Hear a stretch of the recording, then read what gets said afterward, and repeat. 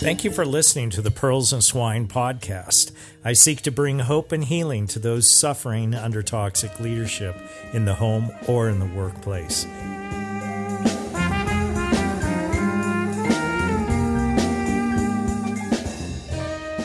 The king sat down to his royal feast with some of his closest advisors.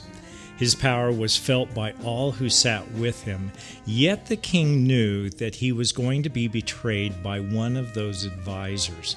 His security service had uncovered the plot. He knew an overthrow of his kingdom was at hand. So what was he to do?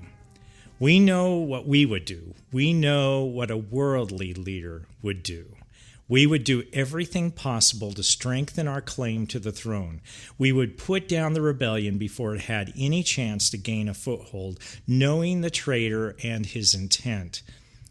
But Jesus teaches leadership in a very different way, by actions that are crazy by worldly standards. He took action and did the unthinkable. This is what is said of Jesus on the last night he spent with his followers. Now, before the feast of the Passover, when Jesus knew that his hour had come to depart out of this world to the Father, having loved his own who were in the world, he loved them to the end. During supper, when the devil had already put it into the heart of Judas Iscariot, Simon's son, to betray him, Jesus, knowing that the Father had given all things into his hands and that he had come from God and was going back to God, rose from supper.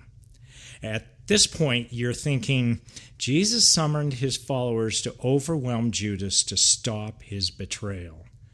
Put down the rebellion, Jesus. Don't allow this traitor to interfere with the good work that you are doing, all the healings and all the miracles.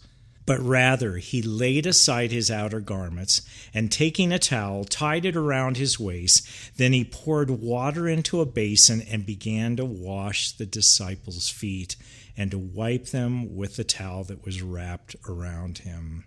This is all found in John 13.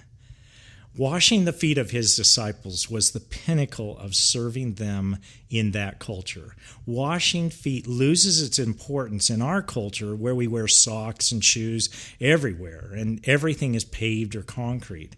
But in that culture, it was a continual task to keep feet clean, where there weren't shoes, but rather sandals, and there was dirt everywhere. And feet cleaning was a messy task that was relegated to the lowest servants in the home or palace. So what does this say to you as a leader? Can you just sit with that story for a little bit and let it sink in? Jesus is showing them that his way is the path of humble service, not privileged greatness.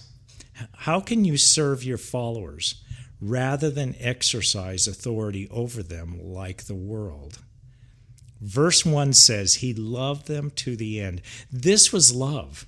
And Jesus loved until he was betrayed, until they arrested him, until they found him guilty of nothing, until they beat him, until he was hung on a cross, the most excruciating punishment in the ancient world.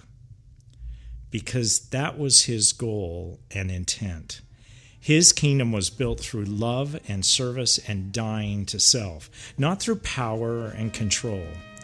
God's absolute power and control has a purpose, and that is in service to his kingdom, his world, for his glory.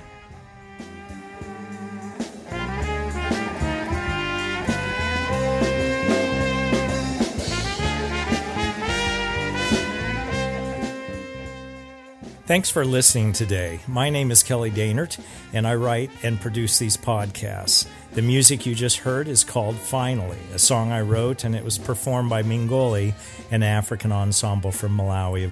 Please rate my podcast if you found it helpful. It will help get the word out to others. Have a great day.